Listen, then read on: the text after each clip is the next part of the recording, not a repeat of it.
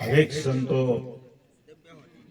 ખૂબ જ્ઞાન વિશે વાત કરી અને જ્ઞાન વિશે ઠપકો પણ આપ્યો, પણ ખરેખર ઠપકો કોને આપ્યો એ આપણે પોતાએ વિચાર કરવાનો. કારણ કે હરેક સંતો લગભગ ઠપકો દેવા માટે પધારે છે, પણ ઠપકો ખરેખર કોને આપે એ આપણે સમજવાનું છે.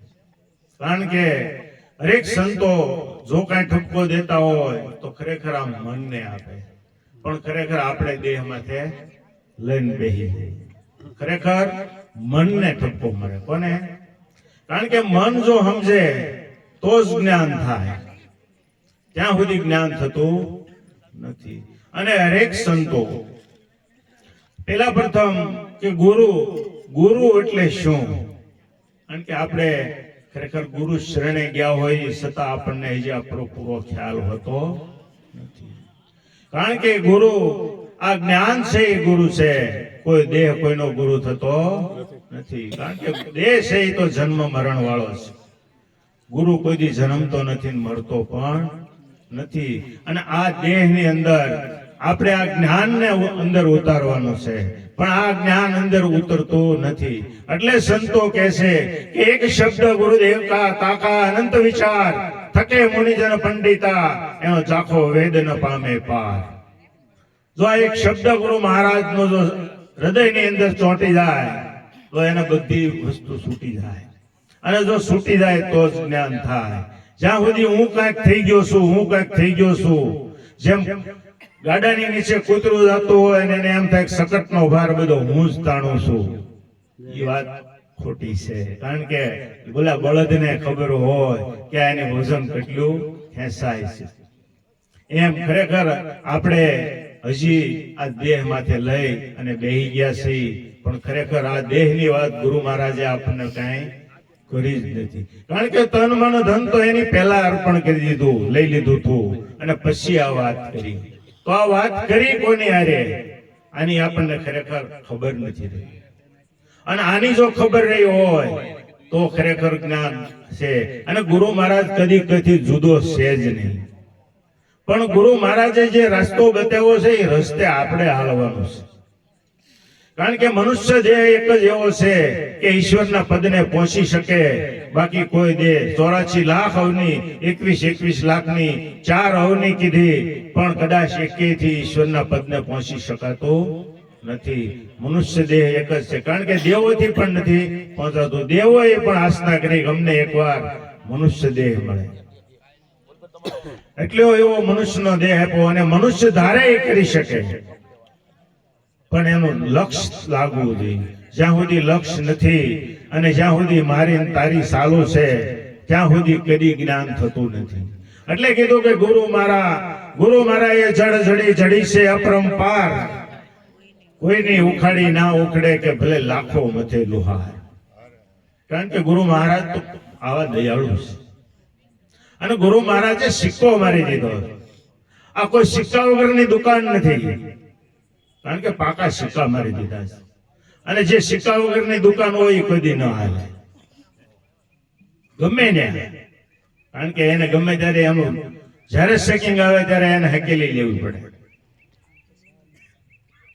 એમ ગુરુ મહારાજે ખરેખર આપણને જે જ્ઞાન બતાવ્યું છે ને, અજર અમર અને અવિનાશી જ્ઞાન છે. આ કોઈ મામૂલી વસ્તુ નથી. પણ આપણને સહેજ બગાઉં ખાતા હાકરનો ગાંગડો મોઢામાં આવી ગયો એટલે જે આપણને ઉતરતું નથી. એટલે આ સંતોની રાત દિવસ મહેનત આ છે કે આનું તમે કાંઈક મંથન કરો, તમારી અંદર ઉતારો, અડધું તો ઉતારો. જેમ મહારાજે હમણે વાત કરી કે અધૂરી ટપાલ. કારણ કે કાંઈક ભગવાનના નામ, ઈશ્વરના નામ તમે લીધા હશે, ગુરુ પ્રત્યે કાંઈક એનો આનંદ કર્યો હશે, તો કદાચ અધૂરું રહ્યું હશે તો બીજો જન્મ પણ અધૂરી ટપાલ હશે નાથી થાય. ઉપરથી પાછું સવસ્થાન શ્રીગામ કરવું નહીં પડે. એમ કરતા કરતા પણ ટપાલ પૂરી થાય અને લક્ષ 84 માંથી આ જીવ નીકળી જાય. અને લક્ષ 84 માંથી નીકળવા માટેની જ આ બધી મહેનત છે. ગુરુ મહારાજની કૃપા શું છે કે આ જીવાત્મા યાધી ઉપાધિ ત્રિવિધિની તાપની અંદર જે હળગી જ રહ્યો છે. કારણ કે આને ખરેખર લક્ષ 84 ની માથે. એટલે અંબારામ મહારાજ કહે છે કે ફેરા 84 ના ફરતો તો આવે, ગુરુ વિના તને કોણ છોડાવે.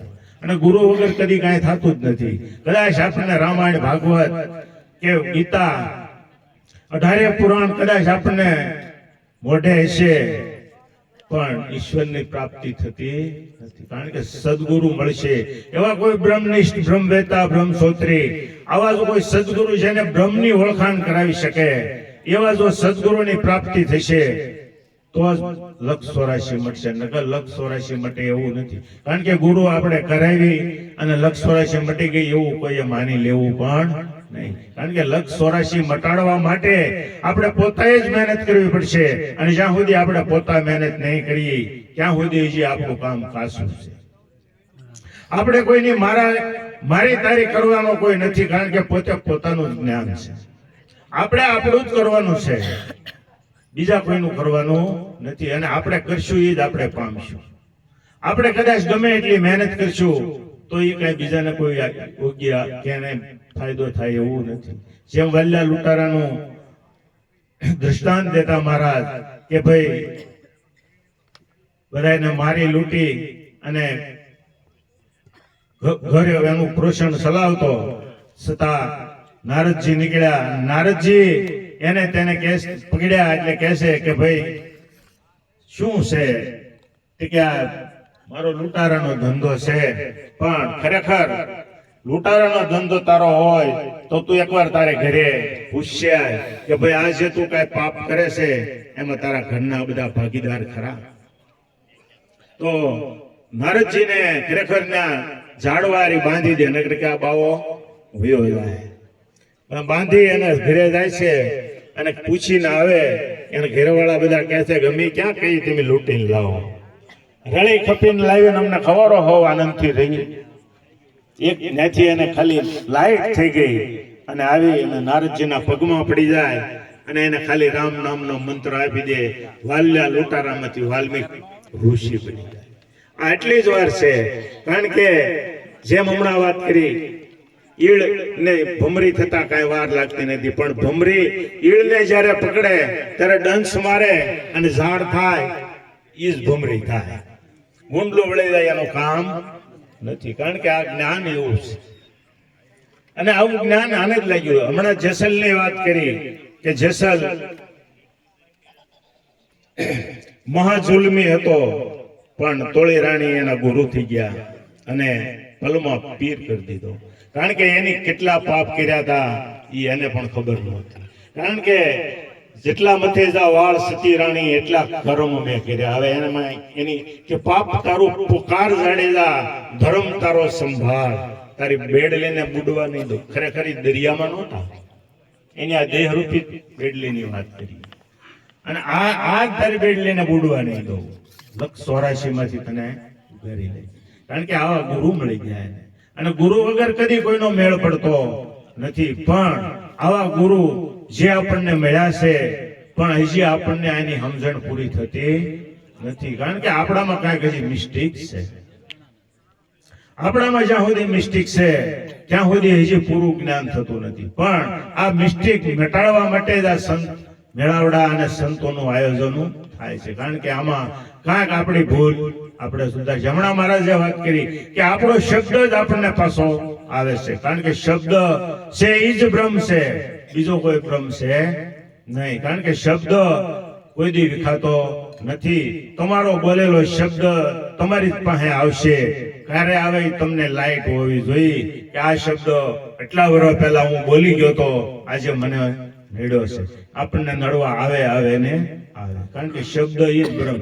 ગીતાજીનો આખો ઉપદેશ શબ્દમાંથી છે અને શબ્દ છે એ જ બ્રહ્મ છે. કારણ કે શબ્દ પરિબ્રહ્મ છે. એટલે જ કીધું ગુરુ બિના જ્ઞાન ન ઉપજે, ગુરુ બિના મિટી ના ભેદ, ગુરુ બિના સંશય ના માટે ભલે કે વાંચે સારે વેદ.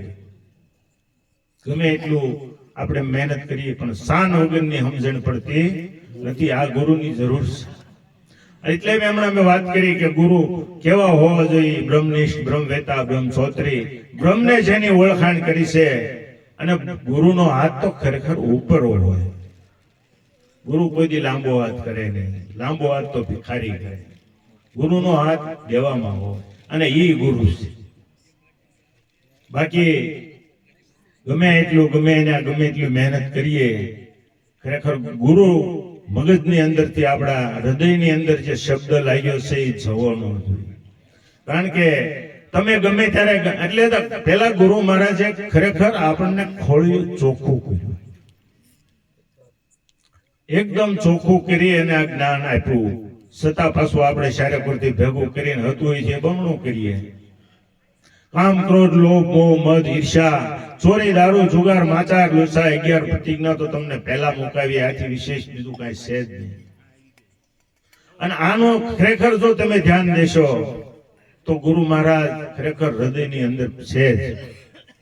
અને ગમે એની માટે, અને ગુરુએ કઈ અમને વધારે આપી દીધું તમને ઓછું આપ્યું એવું નથી. ગુરુ મહારાજ તો બધાને એક જ હરખું છે.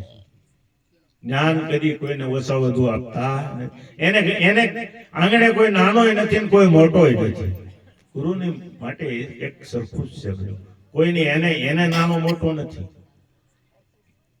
પણ ખરેખર આપણે બધા હજી કે ફલાણો વધારે પૈસા વાળો છે, ન્યા દોડે, ઓલે આમ દોડે.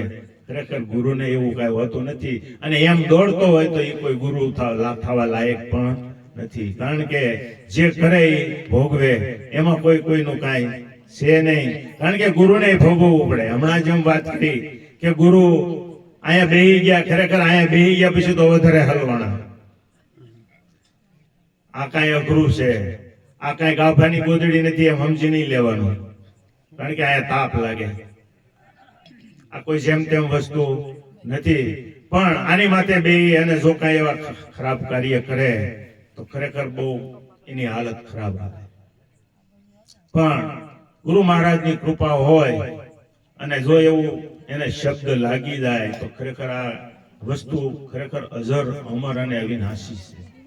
જેમ શંકર ભગવાને પાર્વતીજીને જેમ ઉપદેશ આપ્યો તો અમર મંત્ર, ઈ જ આ અમર મંત્ર આપણને મળ્યો. પણ ખરેખર આપણે દાંતમાં કાઢી નીકળ્યો.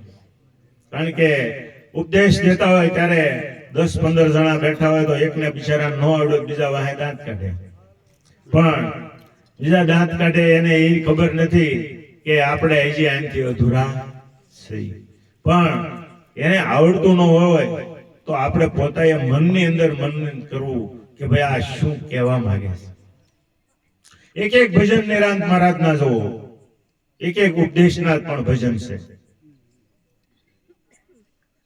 હરતા ફરતા ધંધો કરતા ધ્યાન હરિનું ધરવું, નિરાંત કહે નિષ્ઠાનું ફળ છે, અધર્મથી ઓચરવું. આટલું જ કરવાની જરૂર છે. એટલું કરો તો તમારે ગુરુ મહારાજ તમારથી જુદો છે જ નહીં. એક કડીની અંદર નિરાંત મહારાજે આપણને કહી દીધું છે. પણ ભજન ગાય અને એને ઓગાળવું પડે. આપણે આને અંદર ઓગાળવું પડે. જેમ ઢોર ઘાસ ખાય અને પછી ઓગાળે ત્યારે જ એને પેટમાં ઓલું થાય, એમ ભજન ગાય એને કડી હું કહેવા માંગે છે, સંતો હું કે છે. કારણ કે સંતો એ બધું મર્મ રાખ્યો છે અને આ મર્મ આપણે ખોલવાનો છે. ખરેખર આવું ગુરુ મહારાજનું જ્ઞાન છે. સમય ઘણો થઈ ગયો છે અને આગળ સંતોએ આપણને ખૂબ ઘણી વાતો કરી છે. તો એટલું કહે અને ગુરુ મહારાજ પ્રત્યે અંધા જીવનની અંદર ઉતારજો. જેને જેટલું ઉતર્યું પણ એથી ડબલ પાછા આવતી તિથિ આવે ત્યાં ડબલ કરજો, એવું અમારું કહેવાનું છે. તો અમારી મહેનત કાંઈક સફળ ગણાય. નકર તો અમે તો હું ગમે એટલું કઈ વ્યાજ આવતા વર્ષે આવી ત્યારે પાછા હતું એમને એમ થઈ જાય કખેરી. તો એવું કરવાનું નથી. ગુરુ મહારાજે એટલા સંતોએ જે કાંઈ શબ્દ કીધો એમ હમણાં મહારાજે વાત કરી, આપણને યોગ્ય લાગે એ શબ્દ રાખો, બાકીનો એના રસોડામાં ભલે પાછો વયો જાય. આપણે એ શબ્દની જરૂર નથી. આપણને કોઈ ગાળ દે તો આપણે ગાળ જોતી નથી. આપણે લઈએ જ નહીં તો એની પાસે જાય કે ન જાય રસોડામાં, એની ઘોડે જ વાત છે. તો ખરેખર આવું જ્ઞાન ગુરુ મહારાજે આપણને બતાવ્યું છે. હળી મળી અને આનંદ કરવાનો છે એવું સદગુરુ મહારાજ